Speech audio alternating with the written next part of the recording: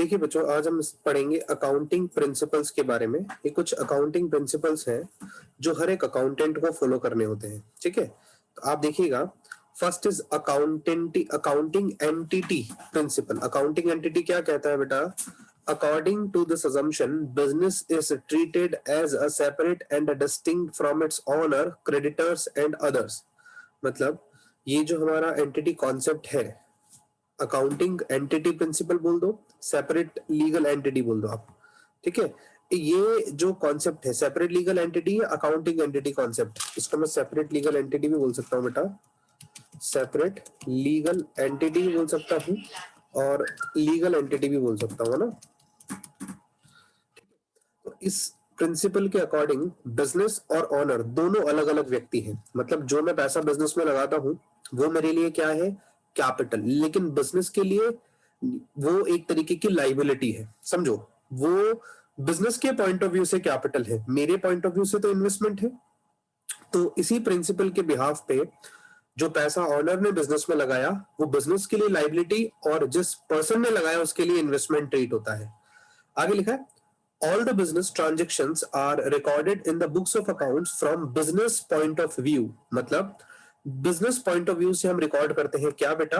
Business point of view से हम क्या रिकॉर्ड करेंगे? सारे के सारे जो ट्रांजेक्शन्स हैं वो हम बिजनेस के पॉइंट ऑफ व्यू से रिकॉर्ड करते हैं। Even the proprietor is treated as a creditor. देखो, प्रोपराइटर को भी क्या माना जाता है बेटा? क्रेडिटर माना जाता है। Creditor to the extent of his capital, यानी जितना पैसा उसने लगाया, प्रोपराइटर ने लगाया, उसे हम लोग क्या ट्रीट करते हैं? क्रेडिटर ट्रीट करते हैं। आगे लिखा है, on the business of this on the basis of this principle, when the proprietor introduce capital, his capital is treated as liability for business organization। इसी प्रिंसिपल के बिहाफ पे, मैं इसको और बोल्ड कर देता हूं बेटा, इसी प्रिंसिपल के बिहाफ पे जो कैपिटल ऑनर ने लगाया बिजनेस में उसे हम लोग क्या कहते हैं? लाइबिलिटी। किसके लिए? बिजनेस ऑर्गेनाइजेशन के लिए। एंड द सेम, मैं आगे लिख रहा हूं, same is treated as investment. किसके लिए इन्वेस्टमेंट ट्रीट होगा? फॉर जिस बंदे ने पैसा इन्वेस्ट किया है ना, इन्वेस्टर। फॉर इन्वेस्टर और ओनर। ओनर, ठीक है, ये बात समझ आ गई आपको?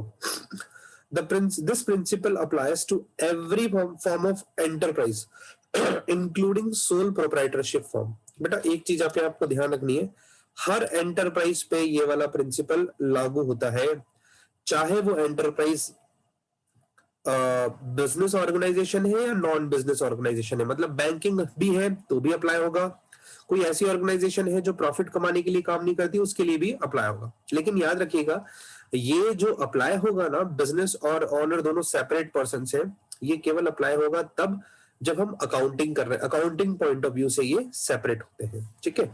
और लीगल पॉइंट ऑफ व्यू से क्या होते हैं, वो हर केस का अलग अलग होता है, ठीक है। सोल प्रोप्राइटर लीगल केस में भी ऑनर और बिजनेस एक ही ट्रीट होंगे, ठीक है, डिफरेंट ट्रीट नहीं होंगे सोल प्रोप्राइटर में। और जब कंपनीज की बात करेंगे तो वहां पे बिजनेस और ऑनर दोनों सेपरेट ट्रीट होंगे लीगल पॉइंट ऑफ व्यू से भी। अभी लीगल पॉइंट ऑफ व्यू क्या है बेटा, आपको समझ आएगा जब आप 12th क्लास में आओगे ना, तब आपको कुछ और चीजें पढ़ाई जाएगी। लीगल पॉइंट ऑफ व्यू का मतलब होता है, अगर मान लीजिए किसी पर्सन ने मेरी कंपनी के ऊपर केस कर दिया, तो अब वहां पे कानून आ गया। तो कानून क्या मानेगा? कानून मानेगा अगर मैं अकेला बिजनेस कर रहा हूं तो कहेगा बिजनेस और उसका ऑनर दोनों एक ही व्यक्ति है, इसलिए अगर कोई केस बिजनेस के ऊपर हुआ है तो वो उस ऑनर के ऊपर हुआ हुआ माना जाएगा। लेकिन कंपनी के केस में ऐसा नहीं होता। जो केस आपने कंपनी पे किया है वो कंपनी पे ट्रीट होगा, कंपनी के डायरेक्टर्स पे ट्रीट नहीं होता, क्योंकि कंपनी और कंपनी के डायरेक्टर दो अलग अलग पर्सन ट्रीट होते हैं। आई बात समझ में? ऐसा। तो आपको सब बच्चों को क्लियर हो गया क्या? अकाउंटिंग एंटिटी प्रिंसिपल या सेपरेट लीगल एंटिटी या लीगल एंटिटी किसे कहते हैं? आ गया समझ में? चलिए अब आते हैं बेटा मनी मेजरमेंट प्रिंसिपल पे। मनी मेजरमेंट प्रिंसिपल क्या कहता है समझिएगा। मनी मेजरमेंट प्रिंसिपल बेटा मुझे ये कहता है कि in accounting only those business transactions and events which can be measured in money terms are recorded. यानी अकाउंटिंग में हम केवल वो बिजनेस के ट्रांजैक्शंस रिकॉर्ड करेंगे जिनको आप मनी में मेजर कर सकते हैं। Can be measured in money, can be measured in money, जिसको आप मनी में मेजर कर सकते हो उसे आप क्या कहोगे? उसे आप कहोगे सर वो मनी मेजरमेंट प्रिंसिपल के हैं। मतलब जो भी ट्रांजैक्शंस पैसों में डील करते हैं केवल उसे ही आप अपनी बुक्स ऑफ अकाउंट में रिकॉर्ड करोगे। अब इसका मतलब ये भी होता है कि अगर कोई व्यक्ति बहुत ज्यादा इंटेलिजेंट है या हमारा कोई वर्कर एफिशिएंट है, तो एफिशिएंसी को, स्किल्स को, इनको आप अपनी बुक्स ऑफ अकाउंट में रिकॉर्ड नहीं कर सकते। आपने कभी कोई एंट्री पास की क्या कि कोई वर्कर आपका बहुत एफिशिएंट है तो efficiency account debit to worker, ऐसी कोई एंट्री आई क्या? नहीं आई ना।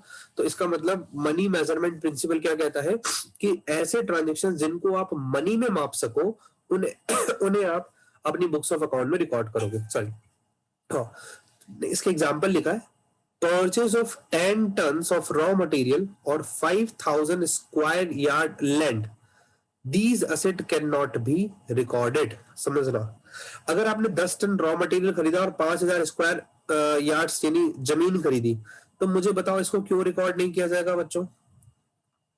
बताओ बताओ, देखें, हमने लिखा इसको रिकॉर्ड नहीं किया जाएगा क्योंकि बेटा इसमें आपको, आप देखोगे 10 टन माल खरीदा आपने, लेकिन कितने का खरीदा, रुपए लिखा है क्या? नहीं लिखा।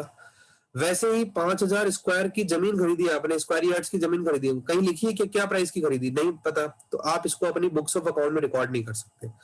When sales manager is not on good terms with the production manager, अब मान लीजिए कोई सेल्स मैनेजर है, उसके अच्छे रिलेशन नहीं है जो हमारा प्रोडक्शन मैनेजर है उसके साथ, तो बेटा आप क्या, आप उसके रिलेशन को आप रिकॉर्ड कर सकते हो क्या? The business is bound to suffer, अब बिजनेस को सफर करना पड़ेगा, इसका आपके पास कोई एंट्री तो होगा नहीं, इसे आप बुक्स ऑफ अकाउंट रिकॉर्ड कर नहीं सकते। This fact will not be recorded because it can not be measured in term of money, इसको भी आप मनी के टर्म में मेजर नहीं कर सकते, इसलिए आपको क्या करना है, इसको रिकॉर्ड नहीं करना है। ठीक है, next is accounting principle, accounting period principle. 5:30 का टाइम दे देना, कौन है? 5:30, 12th क्लास पे, 12th क्लास के उसमें डाल दीजिएगा 5:30 का टाइम। अकाउंटिंग पीरियड प्रिंसिपल, बेटा ये क्या कहता है? अकाउंटिंग पीरियड प्रिंसिपल बहुत सिंपल सा है। हमने हमारे जो टोटल बिजनेस के, जैसे हमने तो माना हमारा बिजनेस फोरसीबल पीरियड तक चलता रहेगा, ठीक है, लेकिन अगर आपके बिजनेस को आपको लंबे समय तक चलाना है तो आपको हर एक टाइम पीरियड के बाद अपने बिजनेस का प्रॉफिट और लॉस कैलकुलेट करना पड़ेगा। तो अकाउंटिंग पीरियड प्रिंसिपल बेटा यही कहता है कि आपने अपने बिजनेस की लाइफ को छोटे छोटे स्मॉल स्मॉल टुकड़ों में बांटा है, हर टुकड़ा 1 साल का है। अब 1 साल की आप अकाउंटिंग करते हो, 1 साल की अकाउंटिंग करने के बाद उसका प्रॉफिट और लॉस निकालते हो, बैलेंस शीट बनाते हो, फिर अगले साल भी ऐसे ही करते हो। तो अकाउंटिंग पीरियड प्रिंसिपल क्या कहता है? According to the accounting period principle, the life of an enterprise is broken into smaller period, यानी एंटरप्राइज की जो लाइफ है उसको हमने स्मॉलर पीरियड में तोड़ा है, so that it's performance, it's मतलब बिजनेस की परफॉर्मेंस को मेजर किया जा सके एट रेगुलर इंटरवल्स। आप इसको रेगुलर इंटरवल्स पे क्या कर सकते हो, परफॉर्मेंस को मेजर कर सकते हो, ताकि आप अब चाहते हो कि हमें टोटली, हाँ टुडे क्लासेस ऑफ नहीं नहीं, ठीक है, तो आपको समझ आ रहा है कि आप अपनी परफॉर्मेंस को मेजर करने के लिए क्या करेंगे? परफॉर्मेंस को मेजर करने के लिए आपको आपकी अकाउंटिंग को छोटे छोटे टुकड़ों में बांटना है। ठीक है, आगे लिखा है management requires information at regular intervals to assess the performance. अब मैनेजमेंट को क्या करना होता है भाई? उनको हमेशा एक पर्टिकुलर टाइम पीरियड के गैप में इंफॉर्मेशन जो है उनकी जरूरत होती है, जैसे कि हमारा बिजनेस कैसा परफॉर्म कर रहा है, हमें कितने पैसों की जरूरत है, शॉर्ट टर्म या लॉन्ग टर्म कितना पैसा चाहिए, तो इन सब जानकारियों की जरूरत होती है। ठीक है, और बैंक को भी जरूरत होती है इन सब। देखो मैनेजमेंट कैसे हमारी इंफॉर्मेशन को, मैनेजमेंट को ये इंफॉर्मेशन क्यों चाहिए होती है? ताकि वो ये देख सके कि हमारा बिजनेस का परफॉर्मेंस कैसे चल रहा है, फंड रिक्वायरमेंट क्या है बिजनेस की। वैसे ही बैंक्स को भी जरूरत होती है, banks require accounting information periodically. Banks को भी आपके अकाउंट्स की इन्फॉर्मेशन चाहिए होती है because they have invested money and have to ensure its safety and returns. अगर हमने बैंक से लोन लिया है तो बैंक ने हमारे अकाउंट, हमारे कंपनी में पैसा इन्वेस्ट किया एक तरीके से, तो उनको भी देखना होता है कि हमें ब्याज टाइम पे मिलेगा या नहीं मिलेगा, तो वो भी हमारी परफॉर्मेंस चेक करते हैं। कैसे चेक करेंगे? एक साल का जब हम लोग फाइनेंशियल स्टेटमेंट बनाएंगे उसी के बिहाफ पे चेक करेंगे ना। वैसे ही government has to assess the tax dues from the enterprise. Government देखेगी भाई टैक्स कितना बनता है, टैक्स लाओ भाई, एक साल आपने प्रॉफिट कमा लिया, साल भर का टैक्स दे दो। तो इस तरीके से it become necessary to close the accounts at regular interval. इसीलिए रेगुलर इंटरवल में हमें अपने अकाउंट्स को क्या करना होता है बेटा? क्लोज करना होता है। यूजुअली जो हमारा पीरियड होता है वो 365 डेज का होता है, जिसे आप 365 डेज या 52 वीक्स या 1 ईयर कह सकते हो अकाउंटिंग पीरियड। और हमारे इंडिया में कहां से स्टार्ट होता है बेटा? हमारे इंडिया में ये है ना। जनरली मैं लिखता हूं, generally it starts from 1 April to 31 March. अब जैसे मैं आपको इस साल के अकॉर्डिंग बताऊं तो 1 अप्रैल 2020 से स्टार्ट हुआ है, 31 मार्च 2021 पे एंड होगा। ठीक है, तो ये हमारा अकाउंटिंग पीरियड कहलाएगा। तो आई होप सो आपको ये अकाउंटिंग पीरियड प्रिंसिपल भी समझ आ रहा है बच्चा, किसी प्रकार का कोई दिक्कत नहीं है। नेक्स्ट आ जाइए फुल डिस्क्लोजर प्रिंसिपल में। फुल डिस्क्लोजर प्रिंसिपल क्या कहता है? देखिए, डिस्क्लोज मतलब बताना, फुल मतलब पूरी इंफॉर्मेशन। आपको पूरी इंफॉर्मेशन बतानी पड़ेगी, ऐसा हमारा प्रिंसिपल है। जो भी बिजनेस से रिलेटेड इंफॉर्मेशन है उसको आपको डिस्क्लोज करना पड़ेगा। ये लिखता है as per this principle accounting statement should disclose fully and completely all the significant information honestly. या वर्ड क्या लिखा है बेटा? Significant information. आपके बिजनेस की जो भी सिग्निफिकेंट इंफॉर्मेशन है उनको आपको क्या करना है? टाइम टू टाइम डिस्क्लोज करना है। अब ये जो डिस्क्लोजर है ये आप चाहो तो किस में दोगे? या तो आप एक रिपोर्ट बना करके दे दो या आप अपनी अकाउंटिंग के थ्रू दर्शा दो। ठीक है, तो ये वाली बात यहाँ पे लिख रखी है। क्लियर है? चले आगे। ओके जी, इसके बाद हम लोग आते हैं नेक्स्ट जो हमारा पॉइंट लिखा है। नेक्स्ट पॉइंट क्या है देखिएगा, मैं इसको हाईलाइट से हटा देता हूँ। there may be many material information which if disclosed will make the financial statement more meaningful। देखिए, बहुत सारी मटेरियल इंफॉर्मेशन, मटेरियल बोले तो इंपॉर्टेंट सिग्निफिकेंट इंफॉर्मेशन होती है जिसे अगर डिस्क्लोज किया जाए तो आपके फाइनेंशियल स्टेटमेंट ज्यादा मीनिंगफुल होते हैं। मीनिंगफुल मतलब आपके बिजनेस की ट्रू पिक्चर शो करते हैं। आप कहोगे सर हम क्यों बताएं हमारे बिजनेस का ट्रू पिक्चर किसी को? आप मत बताओ बेटा, लेकिन आपको ये तो बताना पड़ेगा ना कि आपने कमाया कितना है, सरकार को बताना पड़ेगा। तो आप अपने इनकम टैक्स रिटर्न जब भरते हो तो आपको अपना trading account, profit and loss account, balance sheet बनाना पड़ता है। समझ रहे हो? तो आपको सारी मटेरियल इंफॉर्मेशन डिस्क्लोज करनी है फाइनेंशियल स्टेटमेंट में। मटेरियल बोल तो आपने कितना खरीदा, कितना बेचा, कितना खर्चा हुआ, कितनी इनकम हुई, ये मटेरियल इंफॉर्मेशन है। एग्जाम्पल लिखा है the reason for low turnover should be disclose. अगर आपकी बिजनेस का किसी टाइम जैसे सेल्स कम हुई है तो आपको बताना है कि क्यों कम हुई है।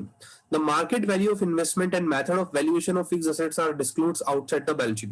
भाई, आपने आपके इन्वेस्टमेंट की मार्केट वैल्यू क्या है ये बतानी है। आपने जो पैसा इन्वेस्ट किया उसका मार्केट वैल्यू क्या है, या फिक्स एसेट को वैल्यू करने का कौन सा मेथड चुना है, यानी आप डेप्रिसिएशन किस मेथड से लगाओगे, वो आपको डिस्क्लोज करना है बैलेंस शीट के नीचे। तो ऐसा डिस्क्लोजर आपके लिए जरूरी होता है। ठीक है, अब जो फिफ्थ वाली है मटेरियलिटी प्रिंसिपल, ये भी लगभग आपको देखोगे तो आपको सेम सा लगेगा कि सर ये तो दोनों सेम ही है। तो बेटा देखिएगा, मटेरियलिटी प्रिंसिपल क्या कहता है? According to the materiality principle all material और रिलेवेंट इन्फॉर्मेशन, क्या लिखा है? All relevant information should be disclosed in the financial statement. आपको रिलेवेंट इन्फॉर्मेशन, जो भी अच्छी इंफॉर्मेशन है, जो रिलेवेंट है, मतलब जिससे आपके बिजनेस की पॉजिटिव और नेगेटिव थिंकिंग के ऊपर असर पड़ेगा, उसे आपको डिस्क्लोज करना है। ठीक है, उसे आपको बताना है। सेम वही बात है जो फुल डिस्क्लोजर है, उसी का ही एक ये फॉर्म है materiality principle. Material information, material बोले तो रिलेवेंट इंफॉर्मेशन, इंपॉर्टेंट इंफॉर्मेशन बोल दीजिए, तो उसको आपको डिस्क्लोज करना है। पीछे में भी जनरली बात ये लिखी थी, it means only those items should be disclose that have significant effect और are relevant to the user. आपको केवल वही आइटम शो करने हैं जो सिग्निफिकेंट हो। सिग्निफिकेंट मतलब इंपॉर्टेंट हो, जिसका आपके बिजनेस के ऊपर इंपॉर्टेंट इफेक्ट पड़ेगा, और यूजर के लिए रिलेवेंट हो, मतलब जो फाइनेंशियल स्टेटमेंट को पढ़ने वाला है उसके लिए वो रिलेवेंट इन्फॉर्मेशन हो। फॉर एग्जांपल, अगर मान लीजिए मैं मेरा बिजनेस कर रहा हूँ और सपोज कंपनी है मेरी और मैंने अच्छा प्रॉफिट कमाया, तो मुझे उसको डिस्क्लोज करना है। ठीक है, क्योंकि जिस व्यक्ति ने मेरे बिजनेस में पैसा इन्वेस्ट कर रखा है वो जानना चाहेगा कि इस कंपनी ने कितना प्रॉफिट कमाया है, तो उसी के अकॉर्डिंग उसको प्रॉफिट भी मिलेगा। आ रही है बात समझ में? ऐसा। Next is unimportant and immaterial information are either left out और मर्ज्ड विथ अदर आइटम्स। यानी हमें इममटेरियल इंफॉर्मेशन या ऐसी इंफॉर्मेशन जो रिलेवेंट नहीं है उनको आपको छोड़ देना है, उसको आपको डिस्क्लोज करने की जरूरत नहीं है। An item may be material for one enterprise but may not be material for another. यानी कि जो आइटम है ये मटेरियल होना चाहिए। यानी कि अगर मान लीजिए ऐसा भी हो सकता है कि एंटरप्राइज के लिए वो बहुत इंपॉर्टेंट इंफॉर्मेशन हो और किसी और के लिए ना हो, तो ऐसा भी पॉसिबिलिटी है। लेकिन जो मटेरियल इन्फॉर्मेशन है उसे आपको डिस्क्लोज करना है। एक एग्जांपल के तौर पे समझाया है कि मटेरियल का मतलब क्या है। जैसे मान लीजिए कंपनी है, उसने बिल्डिंग का रिपेयर कराया 10,000 का। अब ये 10,000 रुपए उसको डिस्क्लोज करना है या नहीं करना है बेटा, ये डिपेंड करता है कि उसकी साइज क्या है। अगर मान लीजिए एक ऐसी बिजनेस है, बिजनेस एंटिटी है जिसकी जिसकी टोटल 1 साल की सैलरी 1 लाख रुपए होती है और वो 10,000 रुपए का रिपेयर करवाइए बिल्डिंग का, तो उसके लिए वो 10% अपनी सैलरी की 10% के बराबर है। तो ये मटेरियल है, ये इंफॉर्मेशन मटेरियल इंफॉर्मेशन है। लेकिन ये सेम इंफॉर्मेशन अगर कोई ऐसी कंपनी है जिनका 20 करोड़ का टर्नओवर है, किसका टर्नओवर है, 20 करोड़ का, तो अगर 20 करोड़ के टर्नओवर वाली कंपनी है, अगर आपने उस 10,000 रुपए का कोई वहां पे जो है वो रिपेयर करवाया है, तो बेटा वो रिलेवेंट नहीं है उनके लिए, क्योंकि 10,000 रुपीज बहुत ज्यादा उनके लिए नहीं रहेगा 20 करोड़ की एंटरप्राइजेस तो। ठीक है, तो यह लिखा है closure of production plant temporarily because of environmental problem is a material and hence disclose। अगर मान लीजिए एक और एग्जांपल इसका ले लिया कि अगर मान लीजिए टेम्परेरी कारणों से अगर आपको आपका प्रोडक्शन प्लांट जो है वो बंद करना पड़ रहा है, अब वो टेम्परेरी कारण क्या है, एनवायरमेंट पॉल्यूशन हो रहा है, एनवायरमेंट में प्रॉब्लम हो रही है, इस वजह से हमें हमारा प्लांट बंद करके रखना पड़ रहा है, बिकॉज हमारे प्लांट से बहुत ज्यादा स्मोक निकलता है, वेस्टेज निकलता है, जिससे एनवायरमेंट पॉल्यूट होता है। तो अब अगर इसे आपको बंद करना पड़ रहा है तो ये मटेरियल इंफॉर्मेशन है, इसको आपको डिस्क्लोज करना पड़ेगा। ये बात समझ आती है क्या बच्चा, क्लियर? तो आज की क्लास में बेटा हमने सिर्फ ये 5 प्रिंसिपल्स देखे हैं, ये टोटल 11 प्रिंसिपल होने वाले हैं। तो नेक्स्ट 6 प्रिंसिपल्स जो है वो हम लोग कल की क्लास में डिस्कस करेंगे। ठीक है, तब तक के लिए बाय बाय। किसी बच्चे को डाउट हो तो पूछ लो।